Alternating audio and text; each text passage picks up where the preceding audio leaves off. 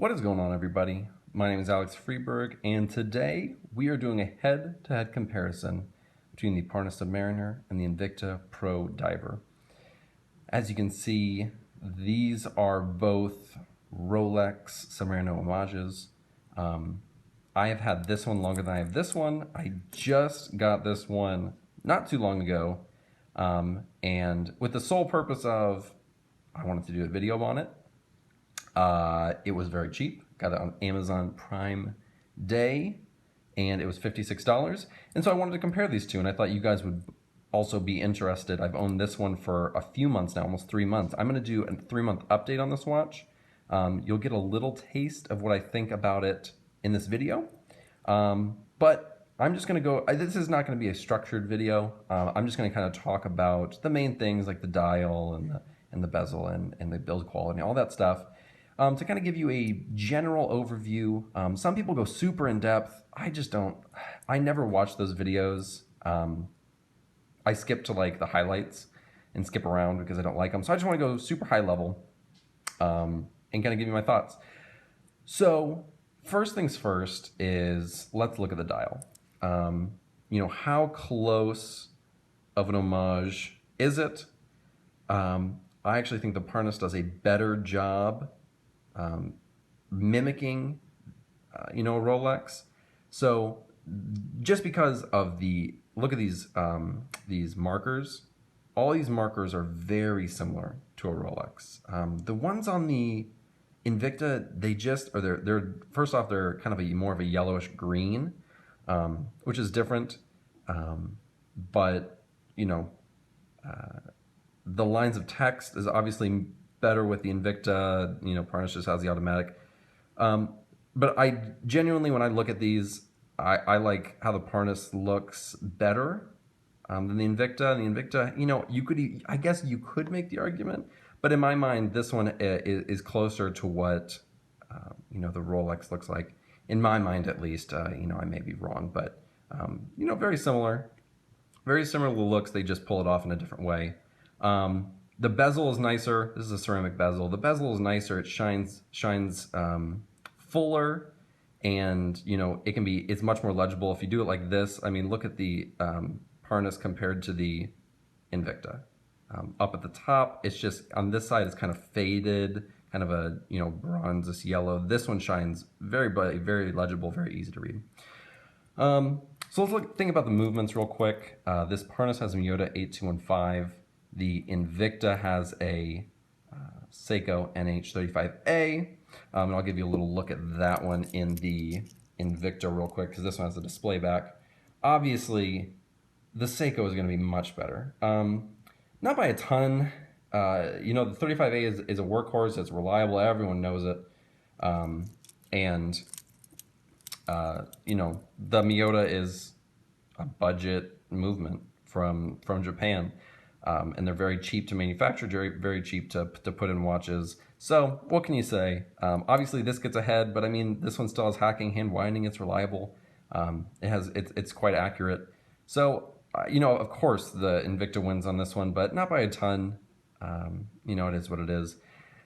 So let's look at the bracelet on the Invicta real quick.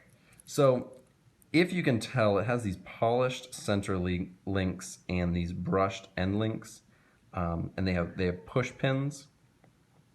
It doesn't look bad. It's not really my thing. I don't really like these polished center links. I like all brushed. Maybe I'm just not that fancy. It does have this pressed clasp. Pretty simple. It does what it's supposed to do. It feels, a little cheap, but it's Invicta and it was $56. So I didn't have high hopes, but it does what it's supposed to do. It, locks it around your wrist. I have no complaints about it. It's good. So that is that bracelet. This bracelet is, oh, sorry, I forgot to mention this does have hollow end links. That's the only other thing about that. So this has all brushed. This one has a very interesting deployant clasp. I have done a review on it. right here is the bane of my existence when it comes to this clasp, but it is signed. I don't like the way it sits, but the overall quality of these links are actually better than the Invicta.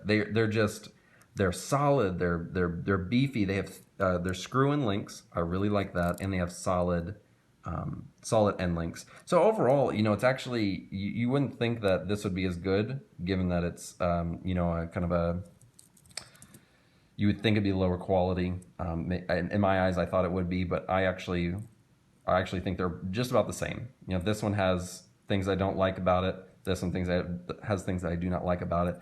But what can you say? They keep it on your wrist. The next thing that I want to look at is finishing. So let's take a look at the finishing on here.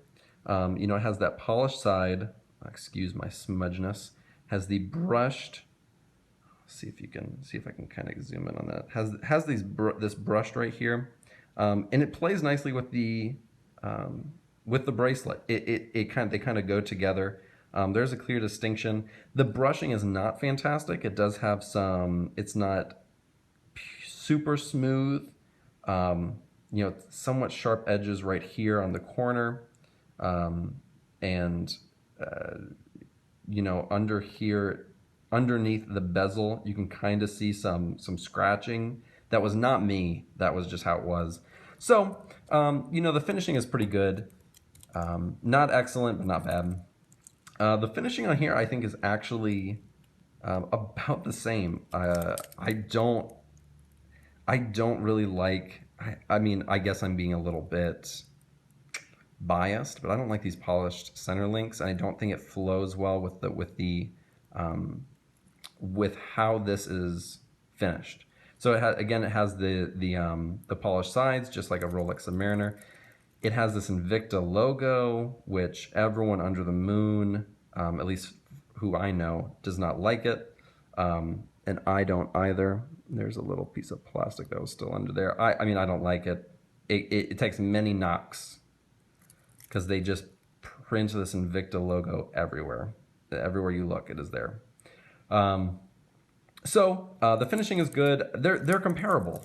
I am not going to give one over the other, but they're good. So next thing, and maybe the last thing, is the Lume. The Parnis Lume is horrible, almost non-existent. I had to take it out in the sun and go into complete darkness just to barely see it. If you've gone on my Instagram, which I'll put a link in the description, I have a picture of the Parnis Lume, and it is atrocious. It is very, very sad. The Invicta Lume, isn't great, obviously, but you can at least see it for 5 to 10 minutes. Wow. So it's a step up, if that is saying anything. The Invicta Lume is actually a step up from the Parnis Lume. Parnis is just horrible. Final thoughts is they're both, Rolex Homages, under $100. I think I bought this one, $80, $90, and I bought this one for $56. Retail is about $85, and genuinely, you're not finding this one that often under $75. So, with all that being said, this is not to sway you in either way. This is purely just to show you exactly what I have, what you're looking at. Come to your own conclusions. If I were you, if I was in your shoes right now and I wanted an Homage under $100, and these are the only two ones I was looking at. I wasn't looking at any other ones. No Phoebus, no to sell. My budget is under 100, and these are the only two I could buy. Right now, where I'm at, I would actually get the Parnis. And the reason for that is you're not getting these watches to go diving with. Let's just throw that out there. If you're getting one of these watches to go diving, I don't think you're an avid diver. These are desk divers to me. This is what I wear them for. I wear them for desk divers. I work in an office. I like to wear them. I like wearing the Parnis more. And I do wear it with this clasp still. I have very, very intently thought about buying a new clasp. just because I actually really like this. But, you know, I said I was going to sell it, so I kind of feel like I have to sell it now. And the Invicta, there's bad blood between me and Invicta. You know, I've owned Invicta watches and I've sold every single one for a reason. I've always made a profit on them, which is great, but I sell them for a reason. I still haven't sold this Parnis.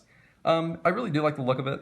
I like the look of the Invicta. It's just not as pretty to look at in my eyes. You know, it's like a woman. You know, the innards and on the inside, this one is more beautiful, and on the outside, this one is more beautiful. And because I'm a man and I have my faults, today I really am just looking at the outside, and I don't care about the inside. I'm very shallow. And because of that, you know, I personally would choose this Parnis. So, with that being said, do what you want with that information. I am not going to sway you in any way.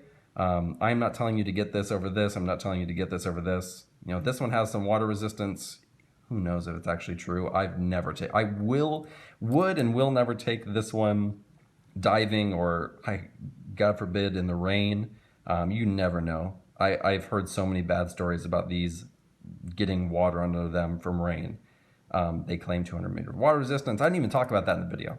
But they claim 200 meters of water resistance, and I just don't trust it. It's an Invicta. They just don't have the reputation for it. So I didn't even mention in this video, probably for a good reason. Anyways, have a good day. Please like, subscribe, do what you want, else comment, all that good stuff. I have lots and lots of other videos already uploaded, but also that are going to be coming out. Comparison videos, you know, watch talk videos, my thoughts on the watch industry, all that good stuff. So hit the subscribe button, give me some love, check out my Instagram, link in the description, and I will see you in another video. Goodbye.